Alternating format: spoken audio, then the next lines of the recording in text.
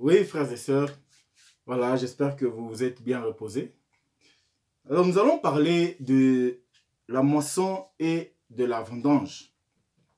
Puisque je rappelle que nous sommes toujours dans cette période de la grande tribulation où l'Antéchrist a pris possession du monde avec le faux prophète qui oblige les hommes maintenant à adorer la bête.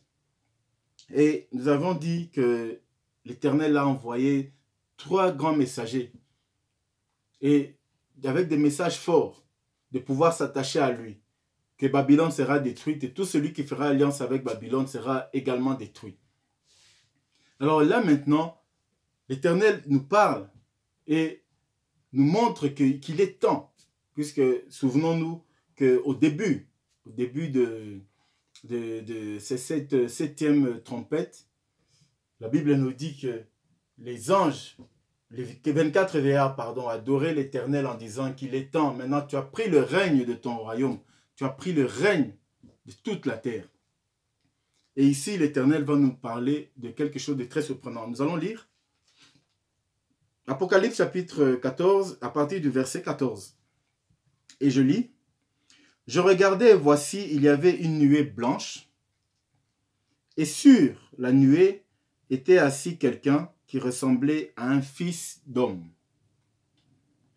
ayant sur sa tête une couronne d'or, et dans sa main une faucille tranchante. » Alors, vous voyez, une faucille, vous savez ce que c'est, donc ce sont des restes de corps, soit des animaux, des hommes, en fait. Ce sont des os qui restent. Mais la faucille était tranchante. Alors ici déjà, nous voyons que celui qui est décrit, qui se retrouve dans une nuée, on a déjà parlé de la nuée, qui représente la gloire. Donc il est dans la gloire et il ressemblait à un fils d'homme. Quand la Bible décrit un fils d'homme, nous comprenons déjà qu'il s'agit de Jésus-Christ. Ayant sur sa tête une couronne d'or. Donc c'est le roi des rois. C'est le Seigneur Jésus-Christ lui-même. Donc c'est de lui qu'on parle. Alors Jean voit encore Jésus. Donc nous avons déjà vu Jésus est apparu plusieurs fois dans la vision des gens, de plusieurs manières. Des fois comme un agneau. Ici il apparaît, bon, on les décrit comme un fils d'homme avec une couronne. De l'autre côté on l'avait décrit avec des, comment on dit, avec des pieds qui étaient comme des reins brûlants, tout ça. Donc on les décrit de plusieurs manières. Et comme on a dit, Jésus nous apparaît souvent de plusieurs façons. C'est pourquoi nous devons toujours bien discerner lorsque le Seigneur nous parle et savoir que c'est lui qui vient nous parler et qui vient nous montrer le chemin ou la voie. C'est très important de le savoir. Ayant sur sa tête une couronne d'or et dans sa main une faucille tranchante.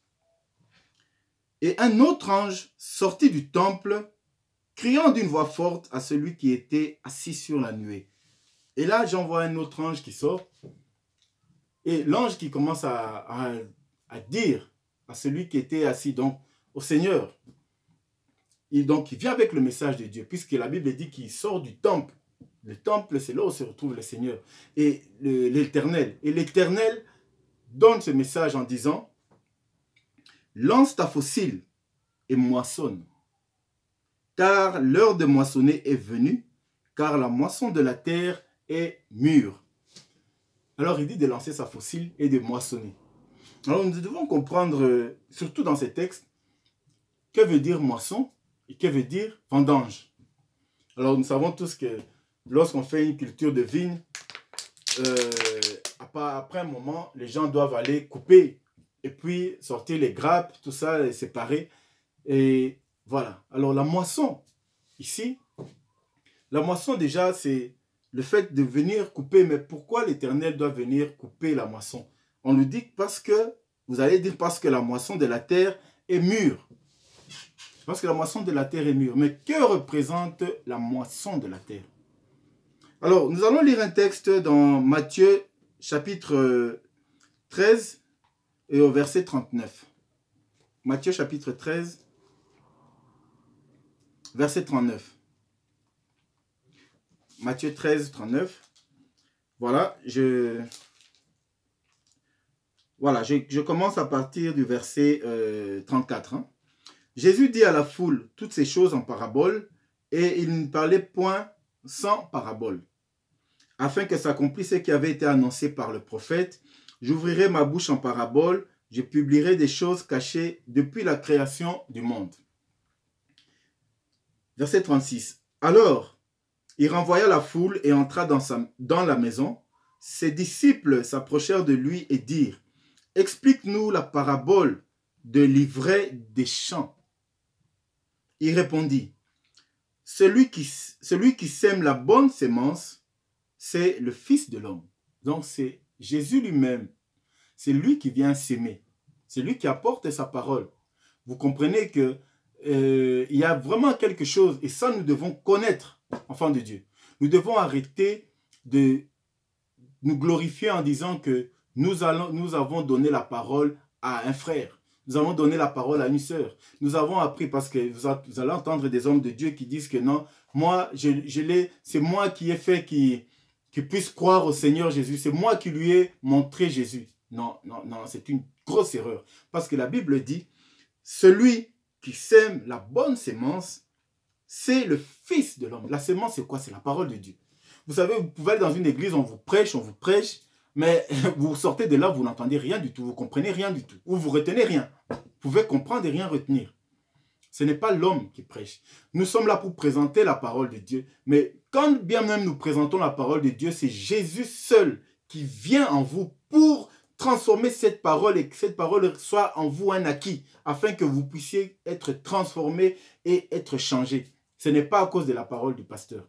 Alors, les serviteurs de Dieu doivent vraiment arrêter avec ces genres de discours que j'ai appris à tel la parole, j'ai appris à tel le chemin du Seigneur, j'ai montré à tel Jésus-Christ. C'est des grands mensonges. Jésus-Christ utilise n'importe qui pour vous atteindre. Si Jésus m'utilise pour vous atteindre, ce n'est pas moi, c'est le Seigneur lui-même. Je suis qu'un instrument, ce n'est pas moi. Si vous apprenez la parole, c'est parce que le Seigneur lui-même vous ouvre l'esprit et vous parle. Ce n'est pas moi. Donc, c'est une parole très importante que nous devons comprendre. C'était une parenthèse et je passe. Celui qui sème la bonne sémence, c'est le Fils de l'homme. Le champ, c'est le monde. Vous voyez les descriptions. Le champ représente le monde. La bonne sémence, ce sont les fils du royaume. Bon, c'est parce que nous n'avons pas lu si vous avez le temps, vous pouvez lire, hein, mais la parabole, nous ne l'avons pas lu, mais nous essayons de comprendre un peu ce qu'il dit. La bonne sémence, ce sont les fils du royaume. Donc, vous voyez, celui qui sème la bonne sémence, c'est celui qui fait que nous devenons enfants du royaume. Parce que la Bible nous dit que, lui-même nous dit que la bonne sémence, c'est les enfants du royaume, donc ceux qui ont cru en Dieu. C'est Jésus-Christ qui fait que nous devenons enfants de Dieu. Ce n'est pas un pasteur, ce n'est pas un frère, ce n'est pas une sœur, ce n'est pas une église qui fait de vous enfants de Dieu. C'est Jésus-Christ lui-même. Que les hommes de Dieu arrêtent de se glorifier en disant que c'est eux qui font des enfants de Dieu. La Bible nous dit, si Jésus lui-même le dit, que c'est lui qui sème la bonne sémence. Et la bonne sémence, c'est les enfants de Dieu. Ce sont les fils du royaume. L'ivraie, ce sont les fils du malin. Vous savez, lorsqu'on plante et que on vient faire la récolte, et il y a la bonne sémence, et ce qu'on appelle les mauvaises herbes, qu'est-ce qu'on fait? On prend pour jeter. Mais qui sème les mauvaises herbes? L'ivraie, donc, ce sont les fils du malin. Donc, dans le monde, il y a les enfants de Dieu et les enfants du malin. Donc, la Bible est claire. Il y a ceux qui ont la bonne parole et ceux qui ont la parole. C'est pourquoi vous allez voir que dans le monde, il y a ceux qui marchent avec la parole de Dieu. Mais lorsque vous ouvrez la télévision, les infos, où vous allez dans les rues, vous voyez les images ou alors les paroles du monde qui vous disent des fois le contraire de ce que dit Dieu. Pourquoi? Parce que ce sont les paroles des fils du diable, ce qu'on appelle, si Jésus lui-même dit, ce sont les fils du malin.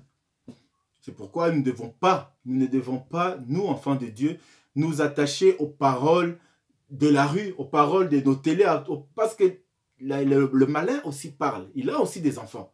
Et des fois, il utilise des langages que les enfants de Dieu s'approprient et ça devient pour eux un langage courant alors que c'est un langage des enfants du malin.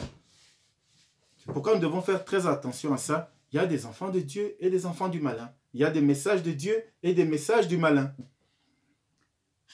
L'ennemi, donc, ce sont les fils du malin, l'ennemi qu'il a sémé. Vous voyez que le diable lui-même vient s'aimer aussi. Hein. Il vient s'aimer, il vient apprendre aussi aux gens à devenir enfants du malin. C'est le diable. La moisson, c'est la fin du monde. Les moissonneurs, ce sont les anges. Les moissonneurs, ce sont les anges. Nous allons retenir cette phrase. Alors, revenons à notre texte. Alors, Jésus lui-même nous a expliqué un peu, en nous faisant voir c'est quoi la moisson, c'est quoi les moissonneurs. Et le monde aujourd'hui, pourquoi il dit que la moisson c'est le monde?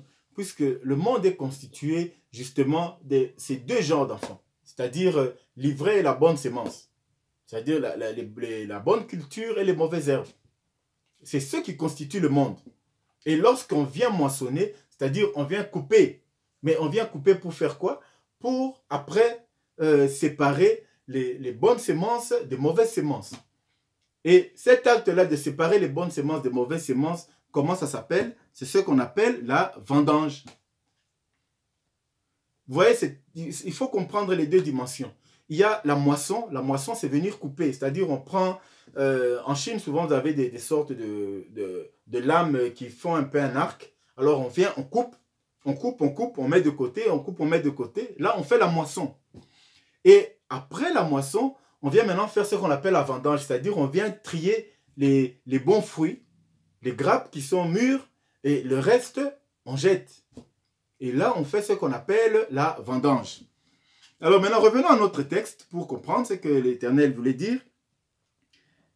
Donc, nous étions au chapitre 14 et nous avons commencé au verset 15. Bon, commençons au verset 15 ici. Et un autre ange sortit du temple, cria d'une voix forte à celui qui était assis sur la nuée, donc à notre Seigneur, lance ta faucille et moissonne, c'est-à-dire lance ta faucille et coupe. Parce que c'est dans le monde maintenant, c'est le temps du monde, et maintenant il faut couper.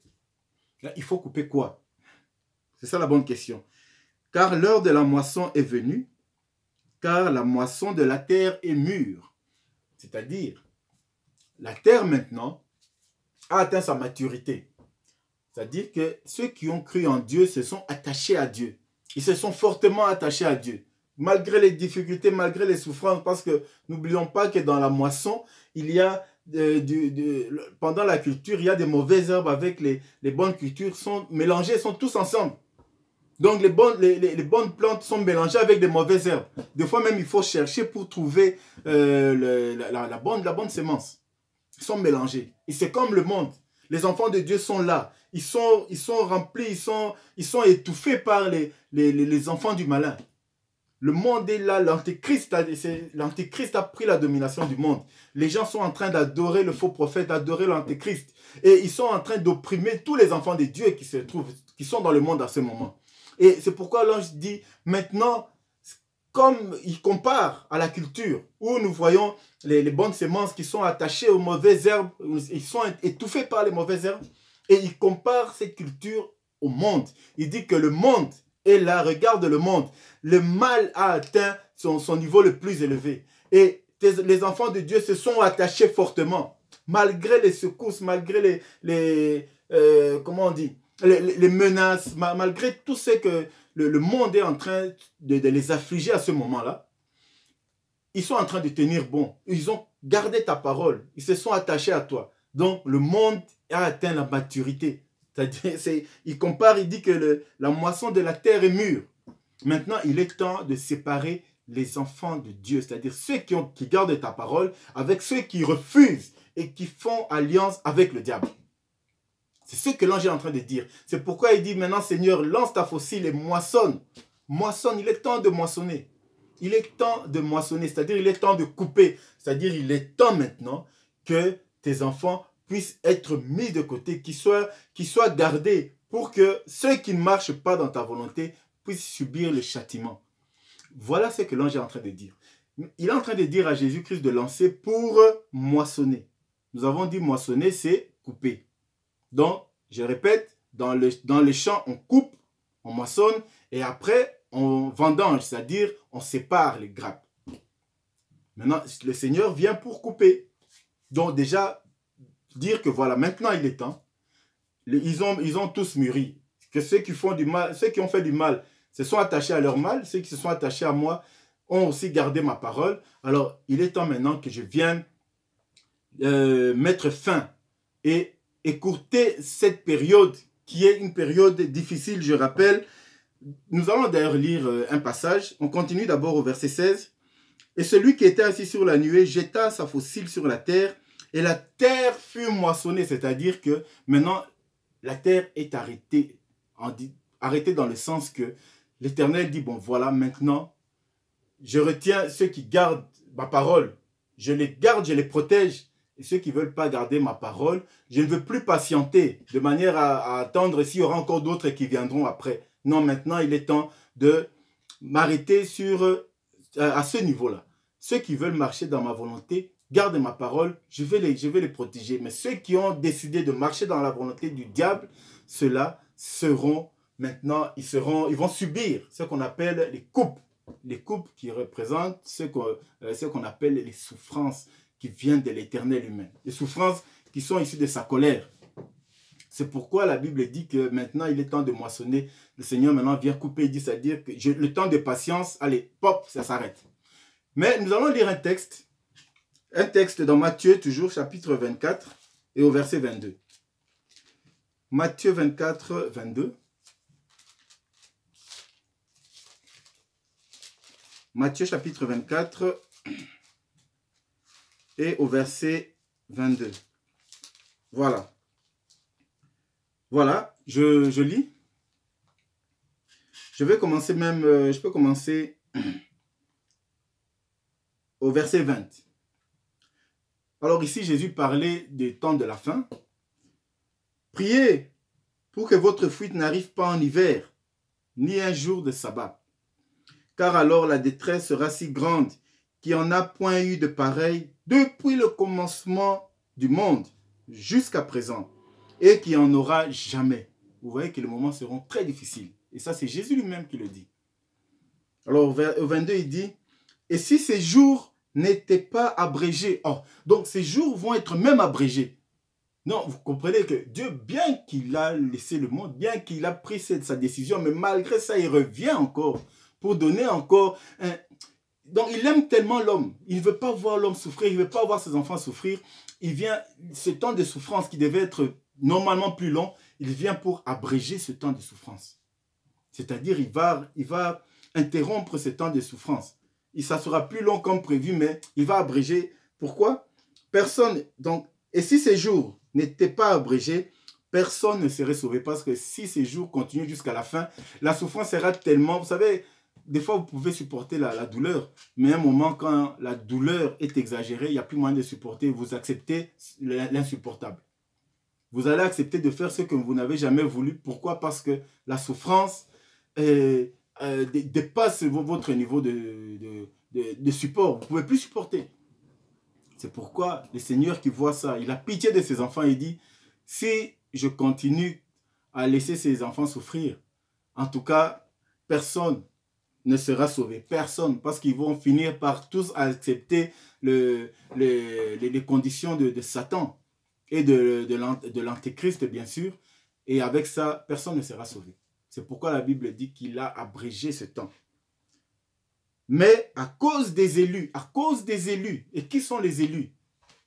Qui sont les élus? C'est tous ceux qui ont gardé sa parole.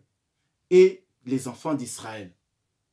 Les élus, d'abord les enfants d'Israël et tous ceux qui ont gardé sa parole. À cause des élus. Pourquoi? Parce qu'il va voir la souffrance de son peuple.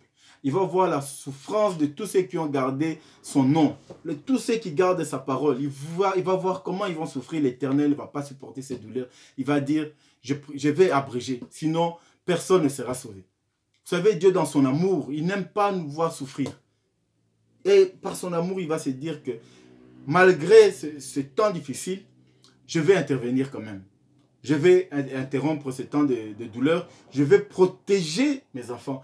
Parce que les autres vont subir les 7 coupes, c'est-à-dire ils vont subir ma colère. Donc je relis au verset 22. Et si ces jours n'étaient pas abrégés, personne ne serait sauvé, mais à cause des élus, ces jours seront abrégés. Mais quand est-ce que ces jours seront abrégés? Voilà, nous revenons dans notre livre d'Apocalypse.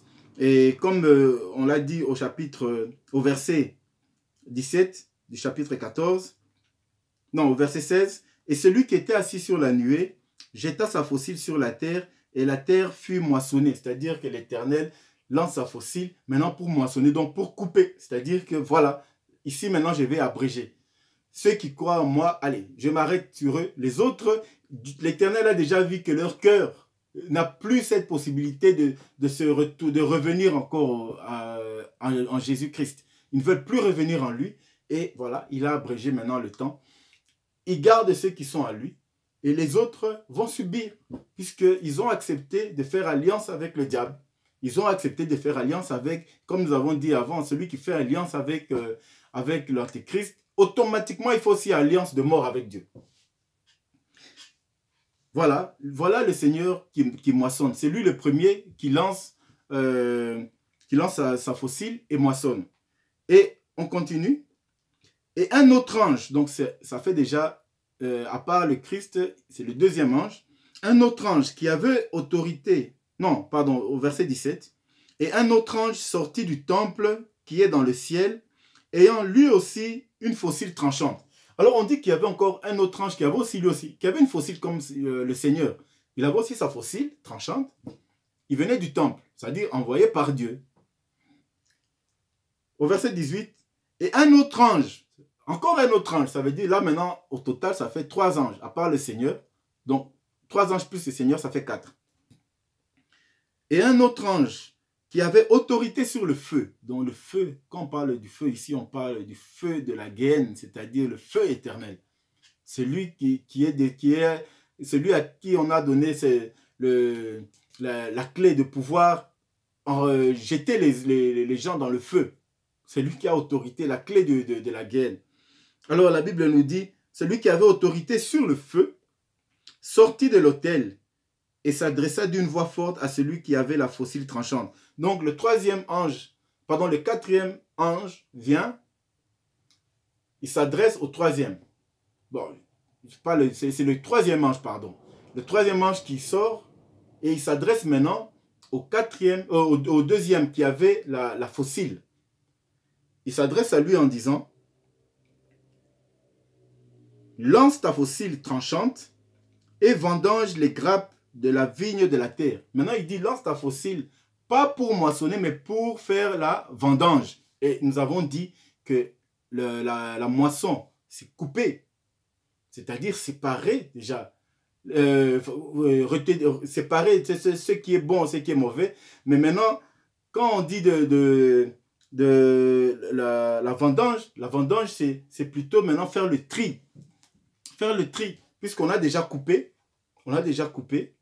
Donc, c'est-à-dire que couper, c'est-à-dire arrêter plutôt. On est en train d'arrêter. On a retenu déjà le maximum, le nombre que, voilà, tout est mûr. On retient ça comme ça. Et avec la vendange, on vient maintenant pour faire ce qu'on appelle le tri. On vient séparer les bons des mauvais. Et l'ange qui avait la deuxième fossile, lui, son travail, c'était pas de moissonner, mais de faire la vendange. Maintenant, de séparer. Et qu'est-ce qu'il dit? Lance ta fossile tranchante et vendange les grappes de la vigne de la terre, car les raisins de la terre sont mûrs. Comme l'autre avait dit, les raisins sont mûrs, effectivement. Maintenant, on a déjà coupé, et maintenant, il faut les séparer. Et l'ange jeta sa fossile sur la terre, et il vendangea la vigne de la terre. Donc, il a fait sa vendange, c'est-à-dire la vigne qui représente tous ceux qui ont alliance avec Dieu. Il a pris tous ceux qui ont l'alliance avec Dieu, il les a mis de côté et jeta la vendange dans la grande cuve de la colère de Dieu. Ici, nous devons bien comprendre. Donc, l'ange, il jette quoi? Il jette la vendange, c'est-à-dire sa récolte, tu sais qu'il a séparé les fruits mûrs, les vignes, ceux qui ont la parole de Dieu, il les a mis sous la protection de Dieu. Mais ce qui est bizarre, on nous dit que la protection de Dieu, c'est une cuve de la colère de Dieu. Mais pourquoi? C'est quand même bizarre. Parce que c'est comme s'il prenait ceux qui sont bons, il les met dans la colère de Dieu. Mais ce n'est pas de ça que la Bible parle. pourquoi elle appelle la cuve de la colère de Dieu? Parce que les enfants de Dieu, la vigne, les vins, c'est-à-dire ceux qui ont gardé la parole de Dieu, Dieu maintenant va les protéger. Mais dans leur protection, là où ils seront protégés, c'est-à-dire que c'est la couverture, c'est la colère de Dieu. C'est-à-dire tout autour de leur protection, Dieu va maintenant manifester sa colère. Pas à l'intérieur de sa cuve, non, mais à l'extérieur. Vous êtes gardés, mais vous êtes gardés parce que Dieu est rempli maintenant de colère contre ceux qui vous ont torturé. D'ailleurs, on va même montrer que ceux qui sont en lui, ceux qui ont été torturés par le monde, ces gens-là sont en train de saigner. Et nous allons lire, voilà. Et l'ange jeta la faucille sur la terre, et il vendangea la vigne de la terre, et jeta la vendange dans la grande cuve de la colère de Dieu. Donc il les a mis dans la cuve, qui est la cuve de la colère, c'est-à-dire qu'ils sont gardés, mais cette cuve représente la colère de Dieu. Et écoutez ce que la Bible dit au verset 20. Et la cuve fut foulée hors de la ville. La ville qui est la ville de Jérusalem. On parle de la ville de Jérusalem, dans la ville sainte, où on était censé adorer la parole de Dieu. Mais les hommes, tellement que l'Antéchrist avait pris possession du monde et qu'il a le pouvoir de la terre à ce moment, la colère de Dieu, Dieu annonçait sa colère. Il disait des gens, il nous a toujours dit de nous protéger. Fuir la colère de Dieu, ça veut dire se protéger en Dieu. Comme ça, sa colère est en dehors de nous. Nous, nous sommes protégés à l'intérieur. Mais malgré l'annonce de la colère de Dieu, les hommes de la terre, tellement qu'ils avaient fait alliance avec le diable, ils ont jeté la colère de Dieu hors de la ville. C'est-à-dire qu'ils ont négligé, ils ont bafoué la colère de Dieu. Ils ont mis ça hors de la ville. Au lieu que la colère de Dieu, cette cuve soit au centre et qu'ils se disent que non, nous n'allons pas faire de mal parce que regardez, il y a la colère de Dieu au centre. Qu'est-ce qu'ils ont fait? Allez, c'est comme s'ils disaient, bon, on n'en a rien à faire. Nous jetons cette colère-là, on ne tient pas compte de ta colère éternelle, nous prenons ta colère et nous mettons ça dehors, en dehors de la ville sainte. Donc imaginez l'homme, comment l'homme peut être insensé à ce point. Donc l'homme, sous l'empire du diable, a mis la colère de Dieu à l'extérieur. Il n'en a rien à faire, il n'a pas peur de sa colère. Donc c'est une façon de dire que sa colère, bon, de toute façon c'est une façon de parler, on n'a pas besoin. Il ne peut pas dominer sur nous. Nous mettons sa colère dehors, alors qu'il s'agit de la vie sainte. Mais qu'est-ce qui va se passer? Et la cuve fut foulée hors de la ville, et du sang sortit de la cuve. Oh, frère, donc la colère de Dieu, vous imaginez Dieu dans sa colère. Et il a gardé les gens, il a gardé ceux qui... Parce qu'ils ont été moissonnés. C'est-à-dire que l'Éternel maintenant a arrêté. Il a dit que voilà, ceux qui ont gardé ma parole, je vais maintenant les protéger. Parce que je vais frapper le monde. Et ils sont gardés dans la cuve de sa colère. C'est-à-dire, ils ne sont pas en dehors de sa colère. Sa colère va frapper dehors. Mais à l'intérieur, ils sont protégés. Mais Dieu maintenant, au lieu que les autres puissent se repentir, non, ils prennent carrément la cuve de sa colère. Comme ils n'en ont rien à faire, ils mettent sa colère dehors en disant que on ne tient pas compte de ta colère. Et Dieu, au fond de lui, il est en train maintenant de révéler comment, avant qu'il agisse, il montre comment le sang des innocents a saigné dans le monde. Comment le sang des innocents, c'est pourquoi la Bible dit que de la cuve, qu'est-ce qui sortait? Du sang. Donc nous allons lire, et la cuve fut foulée hors de la ville, et du sang sortit de la cuve jusqu'aux morts des chevaux. Donc vous voyez, à une hauteur, le cheval, le mort du cheval, c'est à quelle hauteur? Donc lorsque nous voyons un peu à cette hauteur-là, et nous disons, la Bible nous dit que jusqu'aux morts des chevaux, sur une étendue de 1600 stades. Ce sont des mesures de l'époque, 1600 stades. Si on calcule en kilomètres, aujourd'hui, ça fait environ 300 kilomètres. Donc, mais c'est une image que l'Éternel montre. Donc, l'Éternel veut juste montrer que, voilà, ils n'ont pas pris garde à ma colère. Et maintenant, les innocents, il montre comment les innocents ont souffert. Il dit que ces gens, je vais me venger parce qu'ils ont répandu le sang des innocents. Mais le sang des innocents qui a été répandu a couvert une grande étendue. C'est-à-dire qu'ils ont tué beaucoup d'innocents. Ils ont fait souffrir le peuple de Dieu. Et maintenant, Dieu est en train de se souvenir de ce sang qui a été coulé pour se venger et frapper maintenant tous ceux qui se sont attachés au royaume de l'Antéchrist. Voilà ce que cela signifie. Donc le peuple est gardé, ceux qui sont en Dieu maintenant, Dieu va les protéger, il va les mettre de côté parce qu'ils ont déjà beaucoup saigné, ils ont déjà beaucoup souffert. Et maintenant il va s'en prendre à tous ceux qui ont fait alliance avec le diable. Voilà, nous allons continuer pour voir la suite de ces événements et nous allons parler après des 7 coupes justement. Nous allons commencer à parler de ce qui va se passer durant les 7 coupes. Que Dieu vous bénisse et à très bientôt.